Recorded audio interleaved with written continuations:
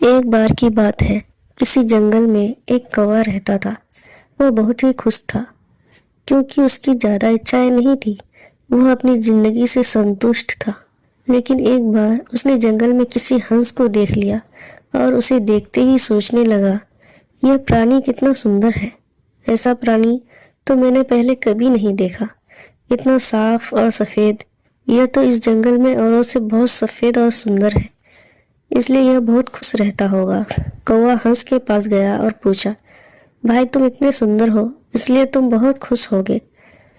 इस पर हंस ने जवाब दिया, हाँ मैं पहले बहुत खुश रहता था जब तक मैंने तोते को नहीं देखा था।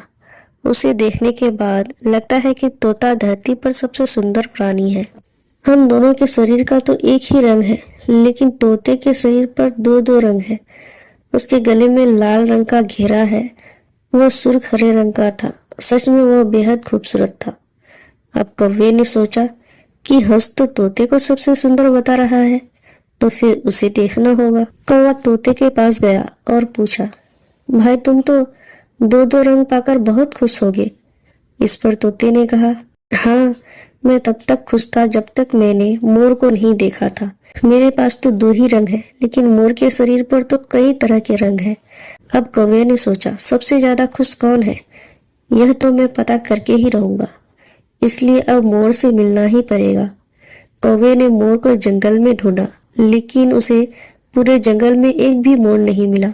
और मोर को ढूंढते ढूंढते वह चिड़ियाघर में पहुंच गया तो देखा मोर को देखने बहुत से लोग आए हुए हैं और उसके आसपास अच्छी खासी भीड़ है। सब लोगों के जाने के बाद कौवे ने मोर से पूछा, भाई तुम दुनिया के सबसे सुंदर जीव हो और रंग बिरंगे हो। तुम्हारे साथ लोग फोटो खिंचवा रहे थे।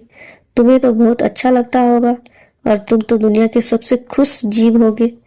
इस पर मोर ने दुखी होते हुए कहा, भाई अगर सुंदर हूँ तो भी क्या फर्क पड़ता है।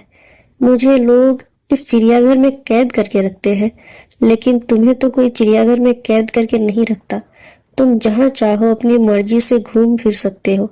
इसलिए दुनिया के सबसे संतुष्ट और खुश जीव तो तुम्हें होना चाहिए, क्योंकि तुम आजाद रहते हो।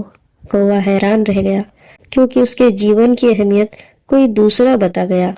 दोस्तों, ऐसा ही हम लोग भी करते हैं।